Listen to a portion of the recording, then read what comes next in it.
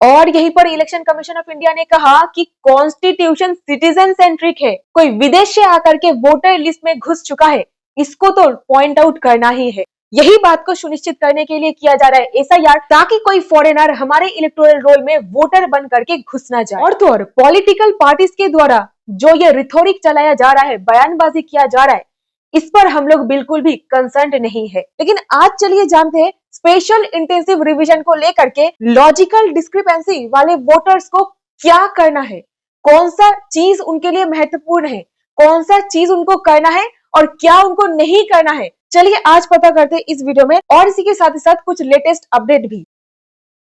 तो जैसा कि आप सभी लोगों को पता है, फाइनल पब्लिकेशन डेट रखी गई है 14 फरवरी 2026 को। तो इस पर्टिकुलर डेट को फाइनल वोटर लिस्ट को रिलीज करी जाएगी। लेकिन यहीं पर सोर्स के मुताबिक ये भी खबर सामने आ रहा है कि बहुत बड़ी संख्या में वोटर्स को बाहर निकाल दिया जाएगा वोटर लिस्ट से, जिनका नाम नहीं रहेगा। एक फुल बेंच के द्वारा मीटिंग करी जा रही थी, जहां पर chief election commission Gyanesh Kumar भी मौजूद थे।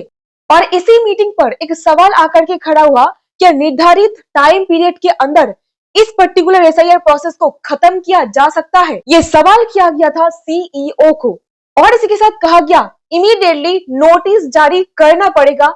जो सारे वोटर्स के लिए लॉजिकल डिस्क्रिपेंसी देखा जा रहा है, उनको इमीडिएटली नोटिस जारी करना पड़ेगा। ये मीटिंग करीब 2 घंटा के आसपास चल रही थी, और यहीं पर उत्तर में आया कि कुछ कुछ राज्य के लिए ये खत्म करना पॉसिबल है, लेकिन कुछ राज्य है जहां पर ये प्रोसेस खत्म नहीं हो सकता। खास करके ये प्रॉब्लम बड़े राज्य में देखा जा सकता है।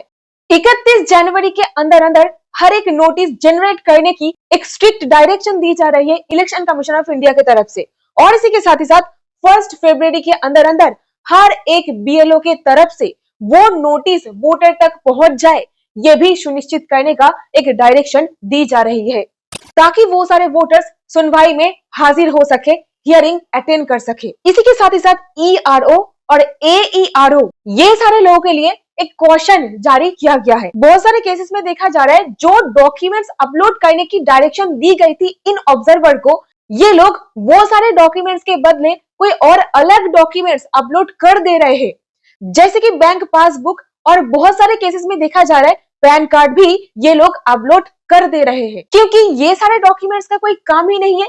एसआईआर प्रक्रिया में ये सारे डॉक्यूमेंट्स बिल्कुल महत्व नहीं रखता है, कमीशन इसको अप्रूव नहीं करेंगे। इसी संदर्भ में ये क्वेश्चन है कि ऐसा कोई डॉक्यूमेंट्स अपलोड ना किया जाए जिसको एसआईआर डॉक्यूमेंट्स नहीं कहा गया है। और तो और पनिशमेंट भी दिया जा सकता है वो सारे ऑब्जर्वर को, अगर वो लोग एसआईआर डॉक्यूमेंट के बदले कोई और डॉक्यूमेंट अपलोड करते हैं। तो ऐसा भी इशारा दिया गया है इलेक्शन कमीशन ऑफ इंडिया की तरफ से, यानी कि गलत डॉक्यूमेंट अपलोड करने से पनिशमेंट दी जा सकती है। तो यहीं पर दोस्त मेरा कुछ कहना है, बीइंग एन एडवोकेट, ये जरा सुन लीजिए। इलेक्शन कमीशन ऑफ इंडिया की तरफ से 12 डॉक्यूमेंट्स के बारे में कहा गया था, और यहीं पर honourable supreme court of India की तरफ से ये 10 डायरेक्टिव्स जारी करी गई है, कुछ इस प्रकार से। पहली बात, हियरिंग किसका हो रहा है? एक वोटर का हो रहा है। हियरिंग पर आप और हम जैसे आम जनता को ही बुलाया जा रहा है। तो यहीं पर आप नागरिक हो कि नागरिक नहीं हो, जिस कारण के चलते आपको हियरिंग पर बुलाया गया है, यानी कि एक प्रॉब्लम हुई है, इसके चलते आपको हियरिंग पर बुलाया गया है, तो उस प्रॉब्लम को सॉल्व करने का रिस्पॉन्सिबिलिटी आपके ऊपर ही बनता है।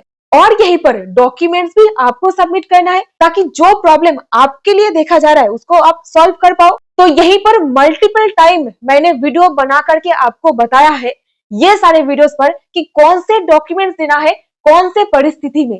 तो यहीं पर आप क्यों नहीं सटीक डॉक्यूमेंट्स ही हियरिंग सेंटर तक लेके जाओ, ताकि ऑब्जर्वर वही सटीक डॉक्यूमेंट को अपलोड भी करे। तो अगर आप खुद गलत डॉक्यूमेंट को पेश करोगे, ऑब्जर्वर भी वो गलत डॉक्यूमेंट अपलोड कर देंगे। तो यहीं पर मल्टीपल टाइम मैंने वीडियो बना करके कहा है कि क्या डॉक्यूमेंट्स आपको अपलोड करना है। गलत डॉक्यूमेंट को आप सेंटर पर लेके ही मत जाओ अपने साथ।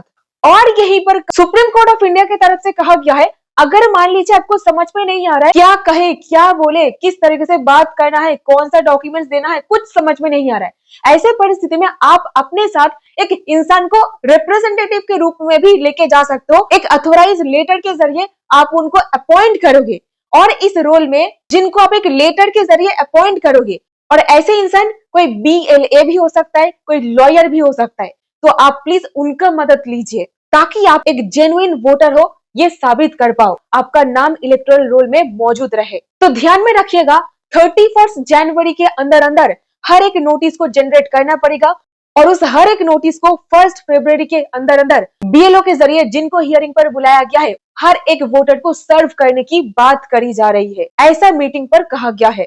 और यहीं पर 29 जनवरी 2026 को जो hearing supreme court of India के सामने चल रही थी स्पेशल इंटेंसिव रिवीजन को लेकर के, जहां पर SIR प्रक्रिया को चैलेंज करी गई थी कि लीगलिटी क्या है, election commission of India SIR प्रक्रिया चला सके, इस पर सुप्रीम कोर्ट डिसीजन को रिजर्व कर दिया है। कोर्ट एग्जामाइन कर रहे आर्टिकल 326 कॉन्स्टिट्यूशन ऑफ इंडिया और रिप्रेजेंटेशन ऑफ पीपल्स एक्ट 1950 के रूल्स के अंदर SIR प्रक्रिया इलेक्शन कमीशन ऑफ इंडिया चला सकते हैं कि नहीं। Chief justice of India Suryakant और जस्टिस जयमाल्या बागची ने एक लॉन्ग स्टैंडिंग हियरिंग के बाद इसको रिजर्व किया है, यानी कि इलेक्शन कमीशन ऑफ इंडिया का पावर है कि नहीं वोटर लिस्ट को साफ करने का, एकदम शुरुआत से बनाने का, वोटर्स का आइडेंटिटी वेरिफिकेशन करने का, घर घर जा करके एन्यूमरेशन फॉर्म सर्व करने का, ऐसा करने का पावर है कि नहीं ECI का, इसके ऊपर जजमेंट अभी बाद में आएगा। और इसी सुनवाई के दौरान सुप्रीम कोर्ट के सामने कहा गया ये जो SIR प्रोसेस चल रहा है यहाँ पर कोई पुलिस इन्वॉल्वमेंट नहीं है, election commission of India carry out कर रहे हैं SIR। और इसी के साथ सबमिट किया गया कि SIR बिहार में हो चुका है और कुछ अन्य स्टेट्स में यह अभी चल रहा है। और तीसरी बात यहाँ पर कही गई सफिशिएंट प्रोबेटिव वैल्यू यहाँ पर है इंक्लूजन करने का prior voter list as per direction number 3 SIR notification के। तो ये था सुनवाई में क्या चल रहा है SIR को लेकर के सुप्रीम कोर्ट ऑफ इंडिया के सामने और इलेक्शन कमीशन ऑफ इंडिया के मीटिंग पर क्या कहा गया है। So that's it in this video. उम्मीद करते हो कि इस वीडियो से कुछ ना कुछ वैल्यू मिला है। अगर मिला इसे एक लाइक, चैनल को सब्सक्राइब और जरूर इसे अपने दोस्तों तक शेयर करके पहुंचाइएगा। जरूर मेरी ये प्लेलिस्ट को अब चेक कीजिएगा, बहुत कुछ सीखने को मिलेगा। तो जुड़े रहे मेरे साथ ऐसी और वीडियोस के लिए बहुत बहुत धन्यवाद।